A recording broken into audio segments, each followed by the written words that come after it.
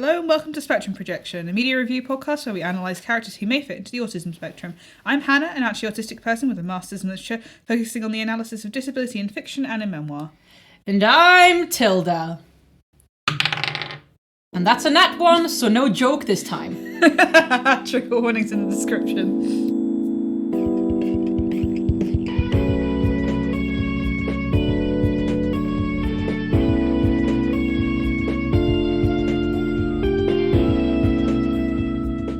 Welcome to the podcast. Hi guys. If the energy is weird today, it's because I had a haircut this morning and the hairdresser, who was very kind and can tell I was stressing out, decided the best way to resolve it was to move his chair so we could make intense eye contact, which didn't help. Sit back and relax.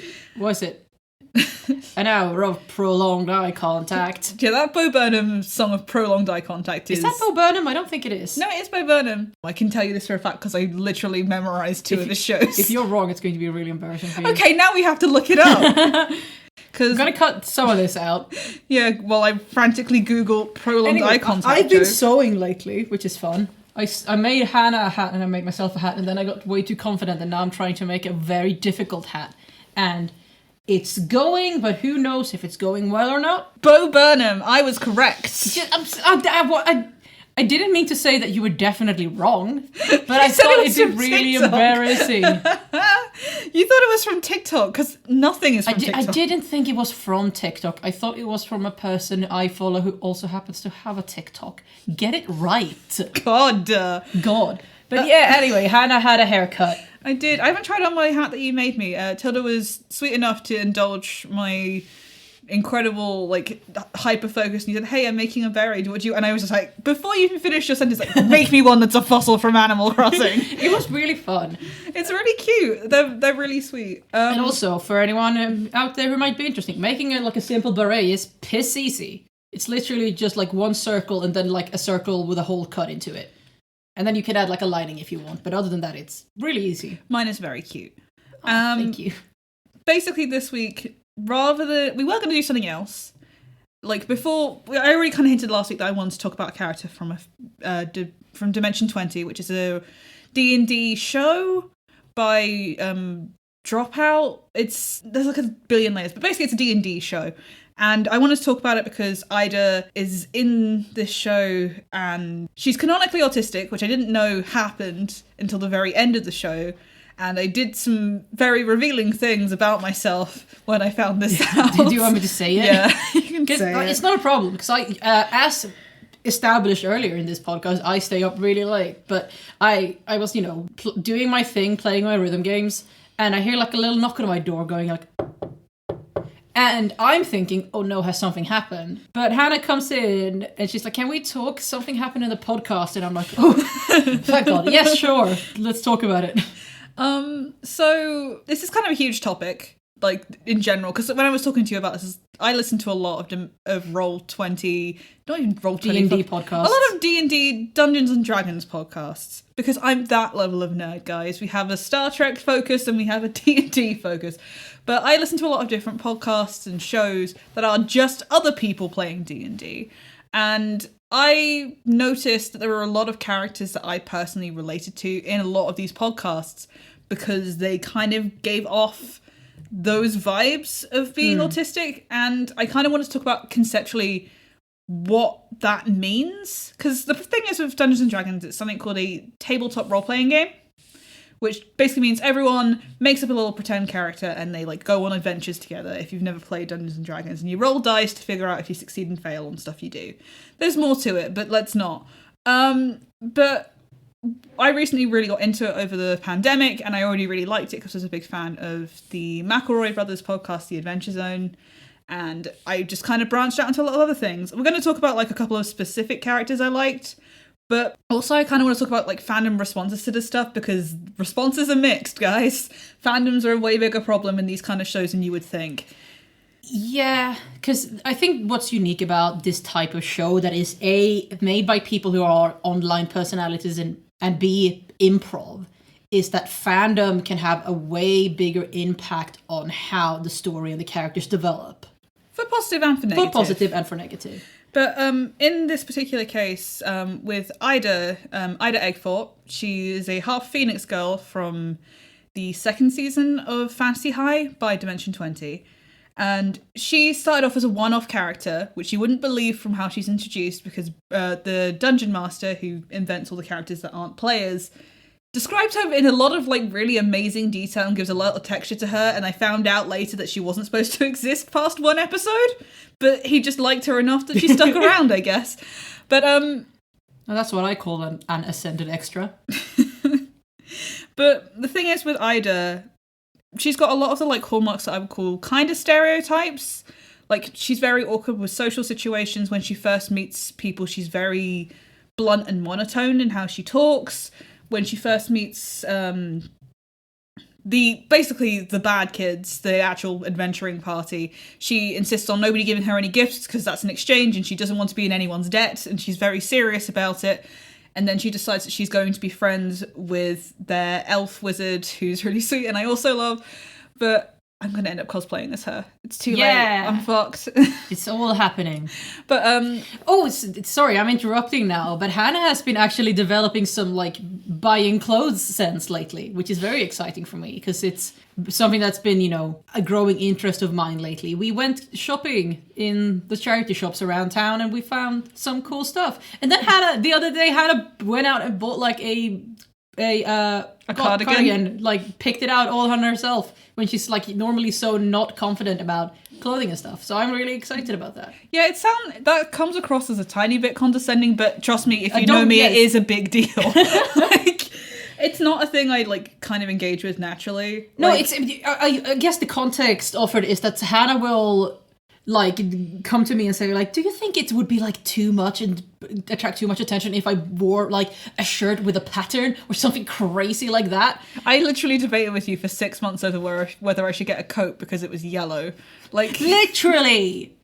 And now I'm like at the point where I'm enough into this that I want to cosplay as a fucking elf wizard. And she's been looking at like Renaissance style clothing online, which is not Fantasy High's vibe at all. Fantasy High's vibe is like 80s high school that's also got like Dungeons and Dragons rules and magic and shit. Anyway, in case you couldn't tell, Tilda hasn't watched almost any of the things that I'll be talking about. No, because it's a huge investment of time. I've listened to the first season of the Adventure Zone and some of the other Adventure Zones, but I don't know. It just doesn't keep my attention. That kind of. It's not the easiest thing to follow without any visual reference. Absolutely. I mean, that's normally not a problem for me. I don't know what it is. I think part of it is that I tend to listen to podcasts when I'm falling asleep. And the kind of really story-heavy stuff that has a lot of improv and, you know, a lot of tangents, kind of like how we do our podcasts, it's not the best thing to fall asleep to when you also need to be paying attention to what's happening in the story. Mm-hmm. It's true. And with Dimension 20, I got into it because it wasn't because I heard about Ayda's character who doesn't exist until the second season. It was just because I heard a lot of people talking about the style of the person who runs the game. And I think the like complicated thing here is like I'm going to talk about Ayda, who is a character created by the Dungeon Master of the game, Brennan Lee Mulligan. I'm sorry, Brennan Lee Mulligan. Who, if you do listen to this, where did you hear about this? But also, hi, thanks, good game, love you. I guess I appreciate. You love him. I mean, I love his work. I'm ace. This means nothing to me. No, it's a big commitment. Like, if you happen to listen to this, I'm in love. No, I'm kidding. I'm sorry. I'm sorry. No, I mean, he's used to it. Fandoms are a lot. And also I do. So I don't love him in a personal way. I love him in a I'm a fan of your work way. This goes out to any of the other DMs I'm going to talk about. Griffin, Travis, also Gus, also Haley. I'm going to name a bunch of people by first names and you don't know who the fuck I'm talking about. I know some of them. You know a few of them. But yeah, my point is, like, there's a big difference between the person who runs the game, creating a character like that, and the person who's, like, playing them in the moment. Because one of the player characters I'm going to talk about, I'm just going to take an example of a DM character and a player character. There's a billion other characters I will probably mention in passing, so I'm sorry, this is going to be utterly unintelligible, but I'm going to say that straight out the bat. Like, look, this is a fucking welcome to the podcast. This episode is going to be incomprehensible even. Look, it's a self-indulgent episode. I wanted to record this weekend and then I got a haircut and it just took all of the fucking energy out of me. So I'm going full hyper-focus and you're just going to have to deal with it. I'm going to talk about Ayda and I'm going to talk about a player character from the first season of a lesser-known D&D podcast called Unprepared Casters. I'm going to talk about Gus Rachel's character, who is called Sir Mr. Person, and I love him so much. I really do. I actually reached out to Gus just to get his blessing and everything, and he was very sweet and very excited to give his blessing for us to do this. So, Gus, if you are listening to this, I'm sorry, I'm going to gush about your character, who I know you didn't think this hard about. I'm gonna overanalyze. I mean, this that's man. the fandom experience, right? Like, people... I keep getting that on like stuff I've written where someone will be like, "Oh my god, I love this part. It's so, well thought out." And I'm like, that's the part that I wrote in like one sitting when I was half asleep. But this is the thing that I want to kind of address. Like, it's weird how many of the things we've talked about already on this podcast, stuff like Data, Star Trek, blah, blah, blah. Like, stuff like Data, where not knowing sometimes makes your interpretation better. Yeah. Like, I think it's pretty clear, like, Gus sent me this very long quote, which is very kind of him, recommending that we talk about Ayda, and I was like, I'm already there. I'm already, like, in that zone. But basically, he kind of mentioned that he didn't want to think too hard about Sir Mr. Person's personality in that aspect, because the entire prompt of that campaign was generic Dungeons and Dragons. He is the most generic human fighter who hits things with a big sword. Like, that's his whole deal. And he's just very enthusiastic and he's very friendly and he really cares about his job. And basically, to read autism from that is a thing that very much comes from my own experience coloring how I interpret this character. Yeah. We have now developed an entire thing that I like to call Hannah's autistic lens, which is Hannah likes this character, so now she's decided they're autistic. But with this one, it's like, he is such a rare example of what I want to talk about, because he's so positive. His life is so happy. Like, Ida's storyline in Dimension 20 has a lot of, like, sincere, like, melancholy and sadness in it. Like, a lot of feeling disconnected from who she is and from other people. And, like, we've talked about it previously with the whole anthropologist on Mars, like, feeling like you're distinctly different from everyone around you and you can never naturally fit in with them. Whereas with Sir Mr. Person, he has this perspective of, like, real, powerful positivity and enthusiasm, which I think is just as true for a lot of autistic people. It's why they often get written off as, like, being, childlike, like, innocent, not realizing that people aren't, like, getting the same vibe from a conversation. Mm-hmm. But, like, that doesn't necessarily mean that they're, an idiot. Like, it just means that they have that kind of different attitude towards that difference. Yeah. Like, Sir Mr. Person's thing is that he wants to be a guard, a proper guard for this city, but they're in a part of the city which has no fucking crime. And he's never had to do anything except his patrol. So he, like, lives in a routine, which, same. He just lives in a routine where he does the same route every day and he goes to the same pub after work and he sits in the same place and gets the same food, does the same thing all the time. And he gets the opportunity to try something new. And he's so excited to do it that he doesn't really, like, acknowledge the fact that he doesn't know how to do it. And he just goes for it and is so, like, I know exactly what to do because this is what my life purpose is. And there's a really great scene. It's on TikTok, guys. This is where this podcast started out. There's a really great scene where he sets up one of their other party members to do the night watch. And he hasn't really done a night watch before because he's never been on an adventure. So he's like, just, keep your eyes open and look everywhere at once, all the time. Never blink. And it's so positive and it's clear he doesn't really know what he's doing, but he's like, this is how you do it. And it's just, like, refreshing to have that positivity. But I think if you asked me or anyone else, oh, so do you think this is a good representation of autism? I don't think I could make that judgment in this context because it is a character that's being improvised on the spot. Yeah. Like, this is the complication with any kind of role-playing character where you want to, like, project these kind of readings onto them. Like, it's kind of hard to find a context where we can talk about it, but I was talking to you about stuff like Pokemon, stuff like Zelda, where the main character is very much someone you project onto. And in a lot of those games, they don't talk. They are just a role that you play. Yeah. So people often read them as autistic because they don't have that extra layer of like complexity. They don't have that extra layer of like things that would stop them from being interpreted as autistic, as opposed to reasons why they should be autistic. Like with Pokemon, it's already invented by someone who is autistic, and it's a really popular hyperfixation for autistic kids and ADHD kids, and you can kind of understand why immediately, just conceptually. Yeah, because it's basically, designed. It's inspired by a special interest, and the gameplay loop is very much geared towards people with that kind of, tendency to hyperfixate and want to be completionists. It really overlaps with like the frequency of like compulsive disorder or obsessive behavior, because I want to catch all of them. Yeah. It is a thing that like does feel satisfying. It's just to some people it feels more satisfying or even unsatisfying to not be able to complete it. But like the thing is with like role-playing games, I think the thing I wanted to talk about just conceptually is like that difference between projecting onto a character who's completely defined, like Ayda, who's being played by someone who's written out all their lines and has decided all these things about her, versus someone like Sir Mr. Person, who is being improv'd on the spot in comparison to other people and other factors that they don't predict. Like, you don't know what's going to happen in a Dungeons & Dragons game. You just say what your character is going to do in any moment. Yeah. And go with it. And roll a dice. And then you've got the third thing of, like, you playing a character yourself and projecting onto them in that way. I think, like, whenever I talk about autistic representation in stuff that is in role-playing games, it's kind of hard to be able to say if it's good or bad because you can't predict where it's going to go. I think it's so easy to get expectations way too high. Like, we've both been in fandom spaces for a long time. Yeah. Too long. Please end my suffering.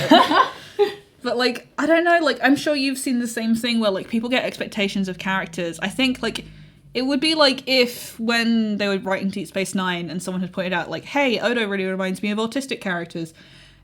I think it might have influenced it to go worse rather than better. For sure. Like, I just kind of want to, like, see what your take is on this whole thing of, like, is it better that fans can't be really vocal with these kind of, like, perspectives? Or is it something that... You want my opinion on that? Because that's a very complicated question, isn't it? I mean, yeah. I feel like if we have a imaginary scenario here where we're saying that a show created in, say, the 80s or the 90s, with a character that people interpret as being autistic, and the fans of this show brings this up to the creator or the actor or whoever is in charge of conveying that character, it's going to mean whether or not, if the person is, happy to have this character be interpreted as autistic and want to lean into that, they will take the contemporary understanding of what autism is and what it is to be autistic into their portrayal of this character. And if that societal understanding of autism is wrong in certain aspect, that might make the character a more inaccurate interpretation of autism in retrospect. And if someone today were to interpret a certain character as autistic, bring that to the attention of the creators, the creator is happy with it and decides to lean into it more, they will take a completely different set of stereotypes and research and just, societal understanding of autism into account when they try to portray an autistic character.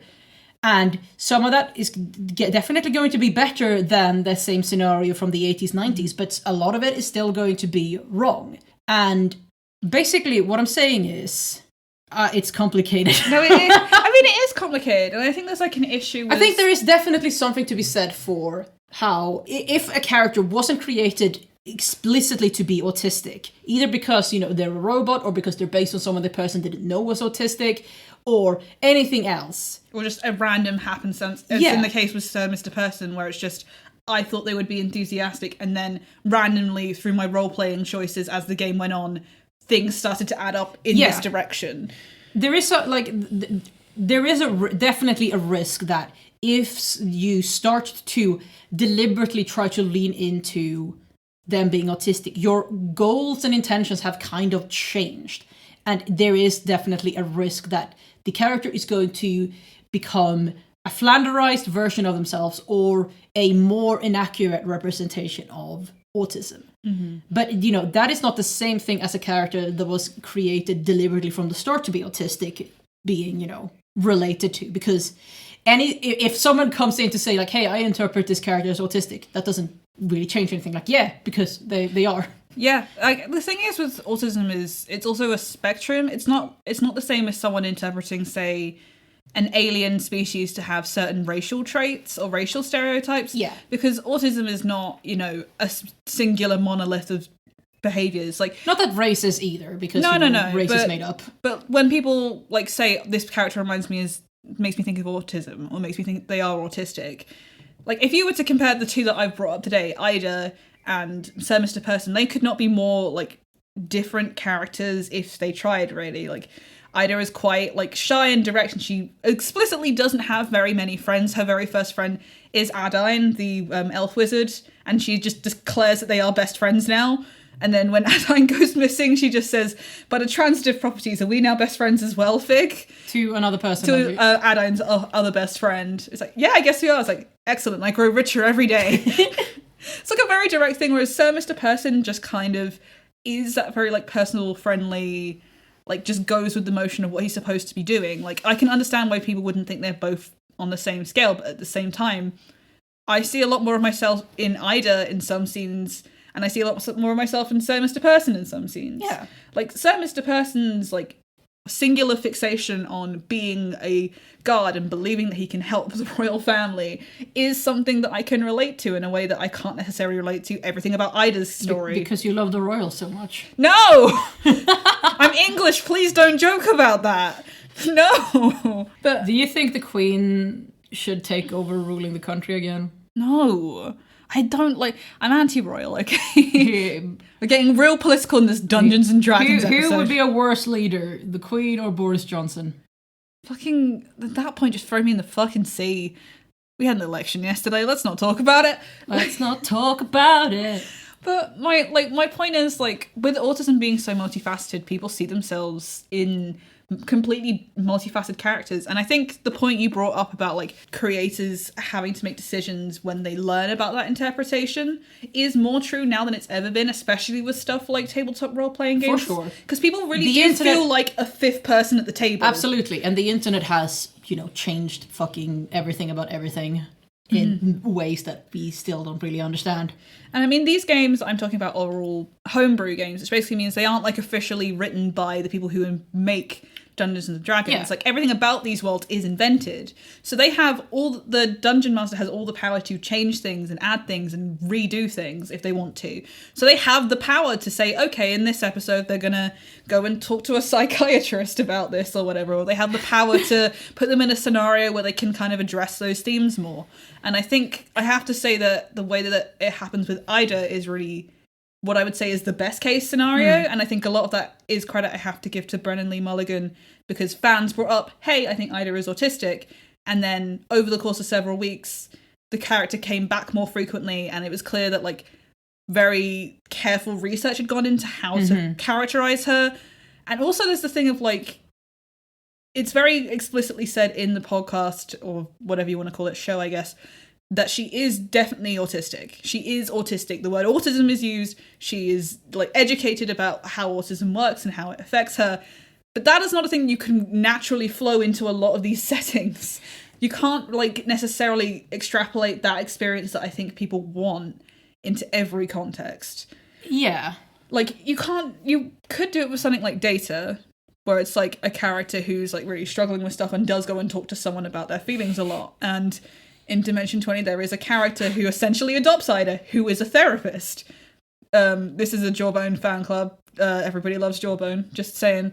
But, it's a thing of, I'm really glad they did that, but they didn't have to do that for it to feel legitimate, Yeah. But there's definitely an element of people who are diagnoses or nothing, and fuck those people. For real, though. I think if you're willing to put in the research, and if you're good at writing and acting or whatever, deciding in the middle that yes, this character is definitely autistic can definitely work out fine. But if you're not willing to do the research and you're maybe not the greatest, writer ever, which, no one who is a writer knows really how good they are or a writer they are, but this isn't get advice for writers. This is just basically, if you're good at doing stuff, yes, you can decide in the middle that this character is definitely autistic. If you're not, it's probably better that you never know and you can just write this particular character and have them remain true to their own characterization, and then other people can just interpret them however they like. Because we're very much talking about this in a place where a lot of the characters we've really liked that we've interpreted as autistic, that people have acknowledged as probably autistic, have acknowledged it in a positive light. Yeah. There's definitely examples where people have said, this character is autistic seeming, and the creator has gotten pissy and decided to double down the fact that they could not possibly be autistic. That was never their intention. How dare you put that responsibility on my plate? Because I never said that. Meanwhile, it's this story is literally about the experience of autism in public high schools. But sure. Or the Barclay thing, where it's this person was never intended to be autistic. They're just based on the kind of fan that is 100% definitely autistic. Yeah, what the fuck, guys? Seriously, it's a very common experience, and I think in stuff this Star Trek tangent. It is so fucking funny that Barclay is explicitly based on, the stereotypical, weird, quote-unquote, Star Trek fan. And it's so blatantly obvious, to anyone who knows anything about anything, that the people this character is based on are 100% autistic, which means that by the sort of, transitive property, if you will, Barclay has to be autistic because he is just a portrayal of autistic people. Just because the writers didn't know that they were, basing him on people with autism doesn't change the fact that he was 100% whole cloth a recreation of autistic people, autistic fans. And that's the thing, I think it really is an interesting thing that's changed over time. If you there's a ton of examples of this. I'm thinking of Christopher Boone from Curious Incident of Dog in the Nighttime, which is just about autism.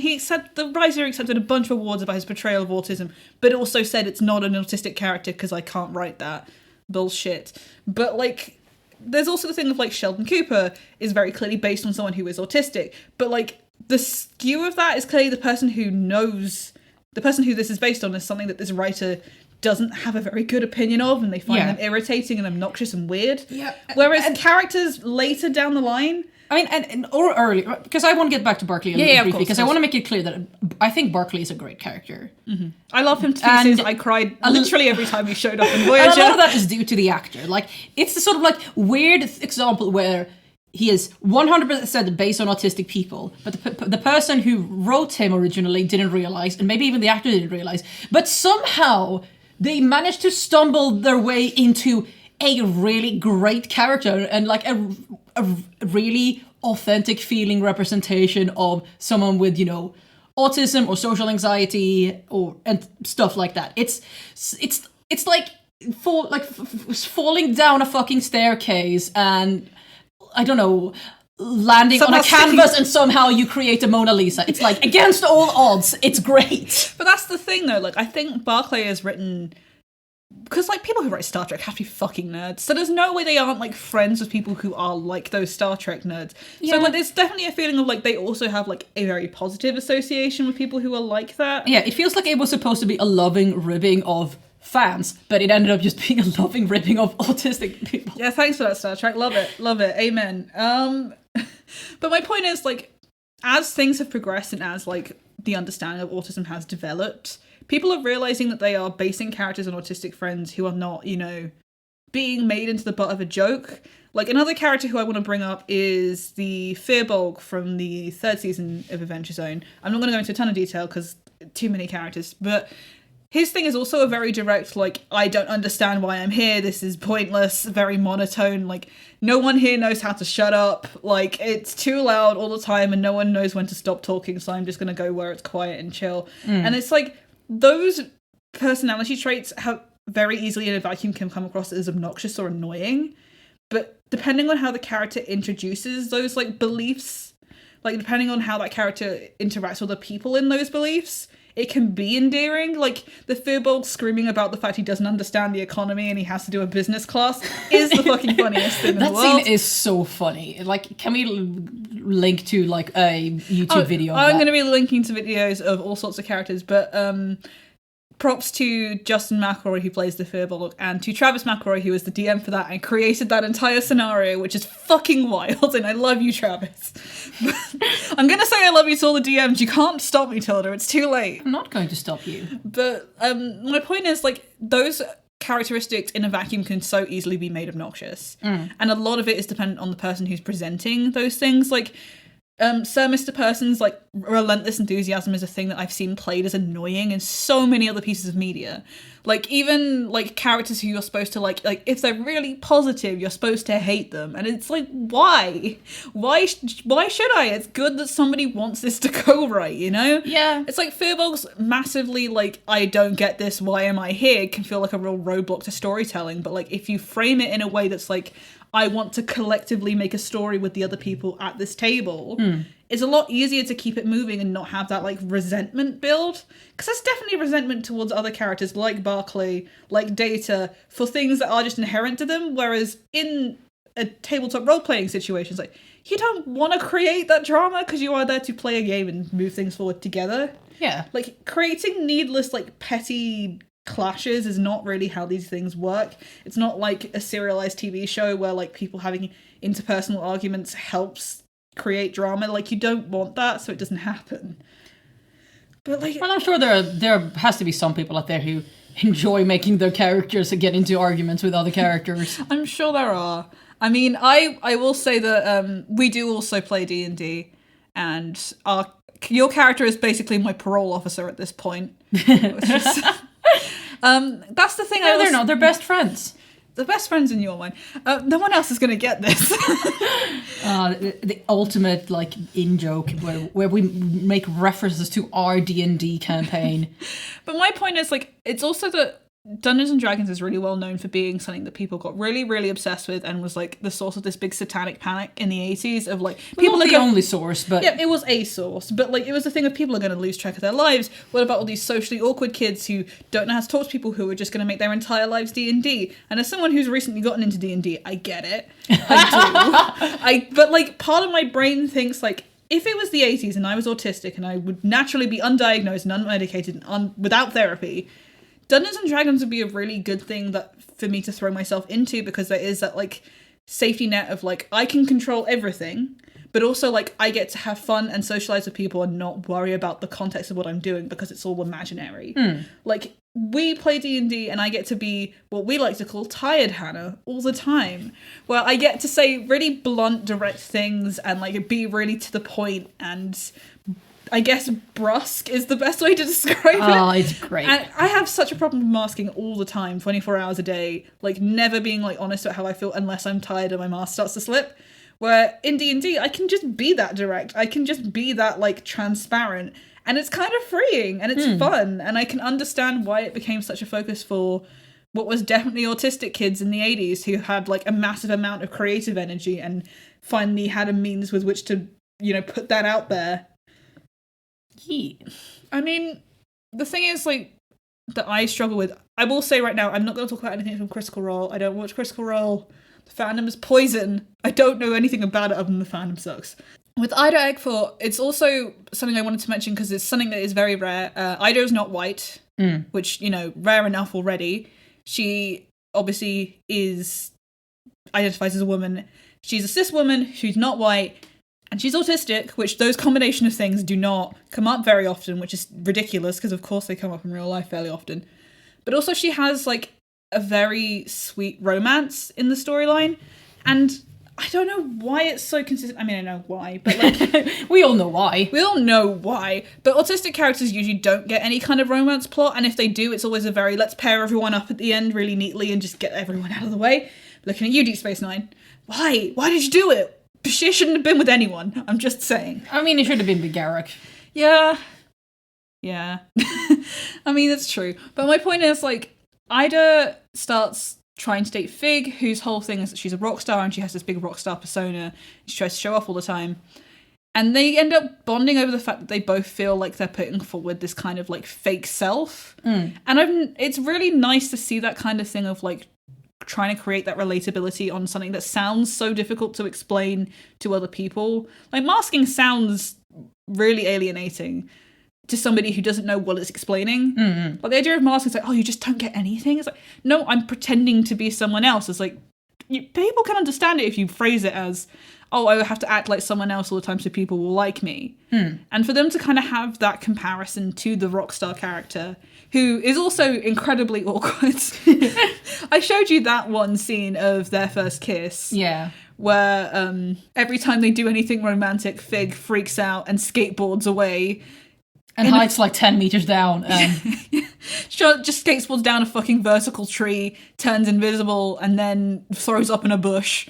Like, very awkward stuff, but like it's just refreshing to have that plot line. Yeah. And I think that is something that happens in stuff like tabletop role-playing games because characters are so multifaceted and people are all making decisions from improv. Yeah. You don't gatekeep stuff by yourself the way you would, you don't gatekeep the way you would if you were just making a story by yourself because other people are also making those decisions. Yeah. I think there's like a tendency to think at some level that autistic coded characters are too immature to be in an adult relationship.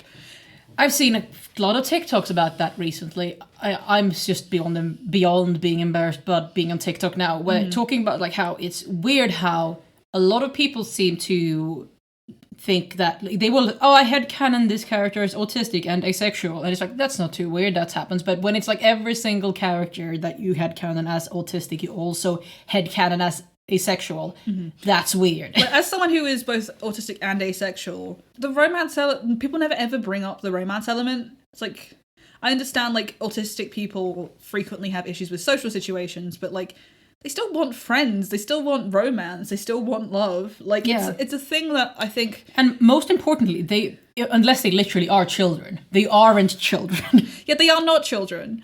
And it's like, as much as characters like Sir Mr. Person make you think of children, like there is always this potential in this story because the other players know they are not children, to never really 100% fall into that infantilizing trap. I don't think this is anything anyone has done deliberately, like in these kind of contexts, but it is so easy to think like, oh, they struggle with social situations, so I'll just pen them off in this corner of appropriate storylines. And it's just frustrating. Whereas Ayda having a relationship and being excited about like having romantic feelings and being close to someone for the first time is so sweet. It's like a teen romance thing. Like Fantasy High is literally about a high school, so like plot wise it definitely feels relevant that it's her first kiss and everything. Yeah. But it's also the thing of like she's feeling this connection for the first time and she doesn't change how she acts to be part of that romance, which is the other side of that issue.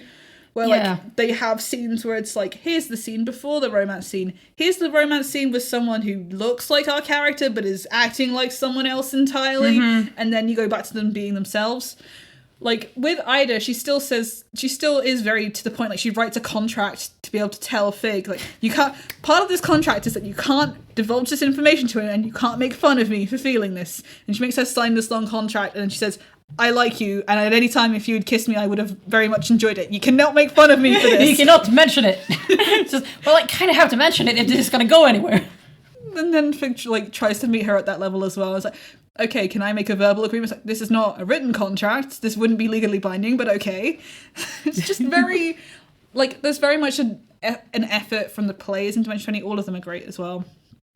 To try and engage with Ayda and make her feel included without infantilizing her. Like, frequently she says things like, am I one of the bad children? I do not feel like a bad child. It's like, no, you're one of the bad kids. That's our group name. You're not a child, but you're our friend, so you're part of the bad kids. Like, trying to explain stuff to her without making her feel stupid or left out. Or like a kid. Yeah, which is like a concerted effort by the whole group to do that. I am also going to mention at the end of the series, they do give her a spell called Comprehend Subtext. Amen, give me that shit, give me it now. But like, it's stuff like they clearly, the entire crew got on board with this concept and did what they could to try and include it in a way that was actually insightful and thoughtful and not stereotypical.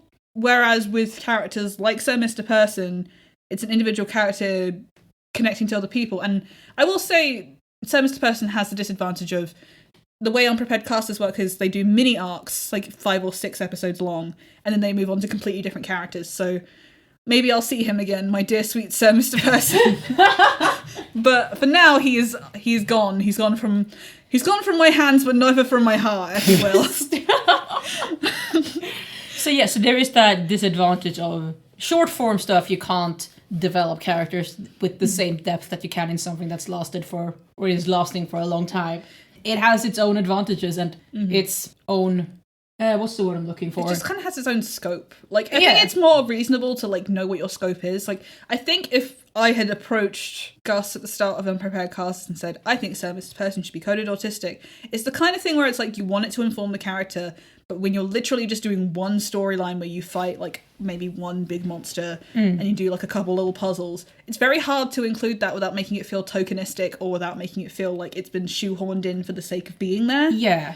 Like, it's impossible to get stuff in a very, very small format. Like, people will always have expectations of what they want from things, and if it's a short thing, you can't fit everything. Absolutely. But yeah, like, basically this entire podcast has been me out here fucking repping every D&D thing I listen to. You want to just list them off so people can check them out? I absolutely could. I will start with, like, I started off with my special interest being in specifically The Adventure Zone, which is by Justin, Travis Griffin, and Clint McElroy, who are all great.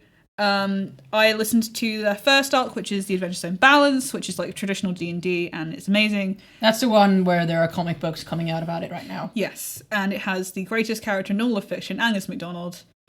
My boy. Yeah, that's... My sweet boy. Obviously, that's what you think. Shut up! Hannah if you give Hannah a child detective, she'll be happy forever. Look, I'm just saying that it's not my fault that Angus MacDonald and Rizgat Girk, who is also a child detective, are the greatest And the child detective you made up for your own D&D Shut campaign. up! Murph is completely unrelated to the character I definitely based him on from an existing D&D campaign. And the novel you're writing about children's detectives. Shut up! And also the fact I have the Detective Conan collection. This is not important. The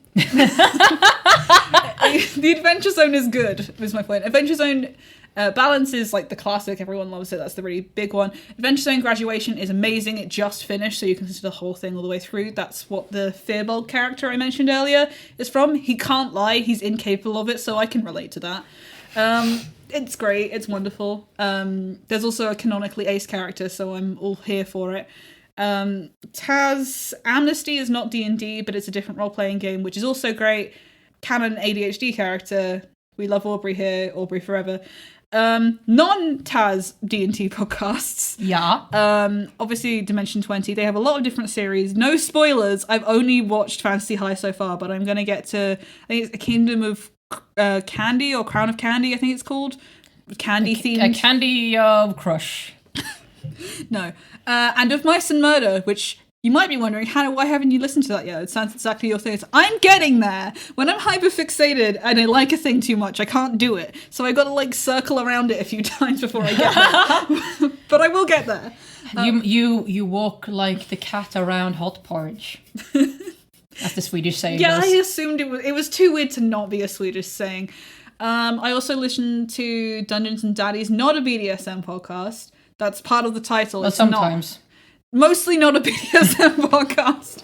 I was going to talk about Ron from that as well, who's played by Beth May, the world's funniest person. This is a fact. Ron is great. Dungeons and Daddies is just basically about 4 normal dads who go to the D&D world to try and get their kids back. It's the funniest thing. I love it. Lots of child death, though, so watch out for that. Yeah, lots of almost child death and actual child death. And it's good. Also, their spin-off one of At the Mountains of Dadness, which is set in the 1930s and is in the Call of Cthulhu game system. Also great. Also wanted to talk about Beth May's character from that. But I didn't because it's way too specific. Also, Unprepared Casters, which is amazing. It's only just starting out, so if you wanted to get into one, I would say it's one of the best ones to try and get into if you're starting out with D&D or if you're someone who's like new to wanting to run your own games. Because everyone there is like really funny, but also they're really good at explaining stuff as you go, so you don't feel completely lost. And the arcs are really short, so you don't feel like, oh god, I gotta sit through 70 episodes of this to know what the fuck is going on. You don't. Each individual arc is completely separate, so if you don't want to listen to the previous one, you can listen to the newest one. The newest one's called Lovejoy's 4, and it's a heist thing, and I can't fucking wait to see what happens. I'm so excited. I think that I also casually listen to Friends at the Table, Not Another D&D podcast. Stop laughing at me! No, it's just because I think that's everything, and then you stopped yourself to name like 3 more podcasts. There's more, but I'm not going to mention them all because I feel judged. I'm not judging you. I mean, I should be judged. This is bad. This is a lot. I don't listen to Chris Corral, so I'm not a nerd. Yeah, thank God.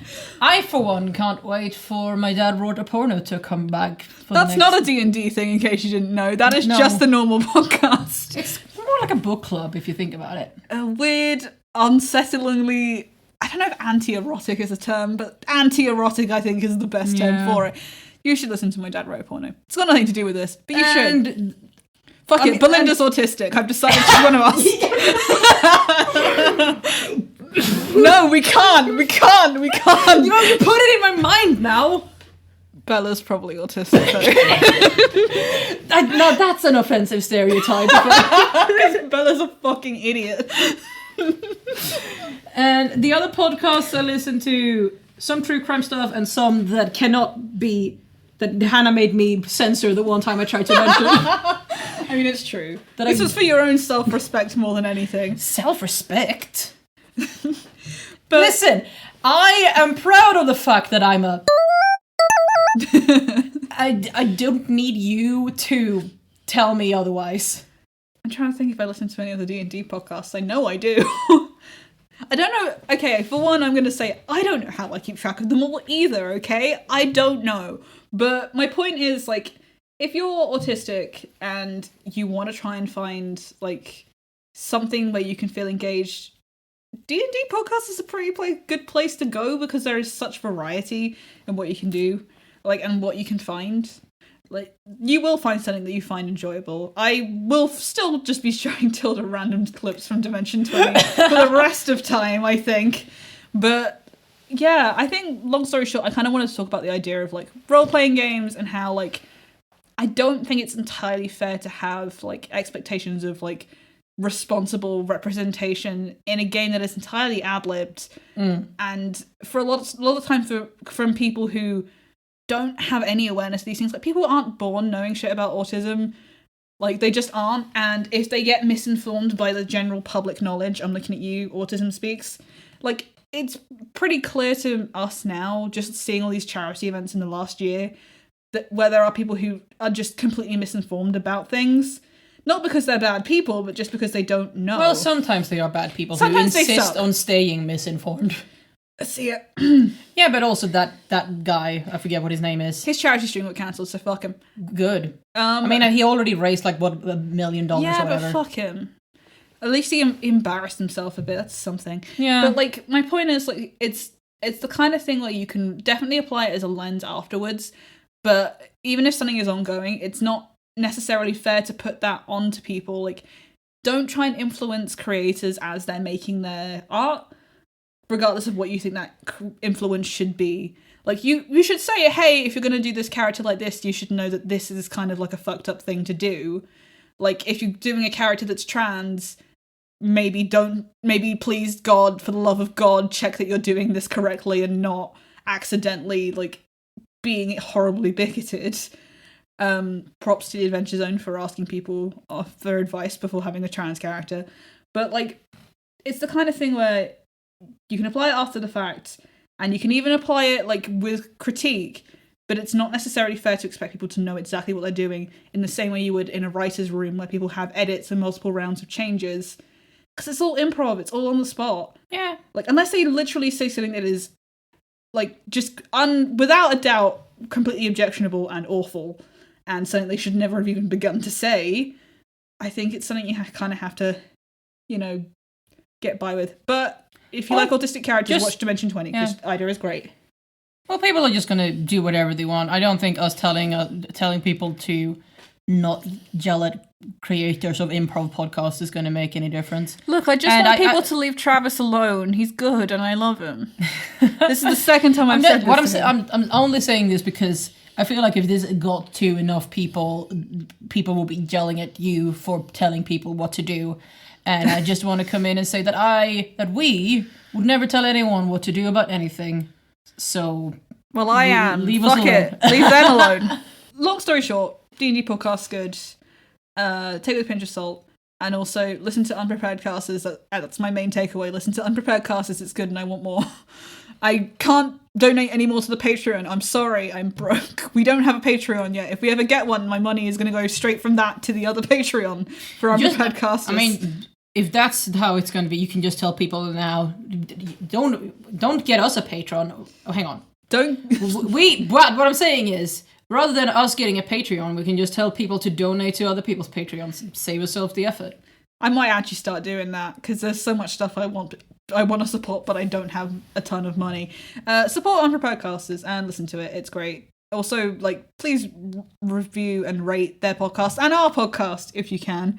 We're still very much just doing this for ourselves, but any kind of help that you can give us is great. And I think that's probably going to be it for this week. I promise we'll do something that's more structured soon. I promise. I just needed this. Finally, I can stop kicking Tilda's door down at fucking 1:00 in the morning. Hey, have you heard about this autistic character in this podcast? Please don't. I enjoy the variety. So this was Spectrum Projection with your hosts Hannah and Tilda. Our theme music is Summer Longing by Tilda. Send us suggestions for future topics to spectrumprojection@gmail.com or to our Twitter and Facebook pages at SpecProj Podcast. Bye! Bye!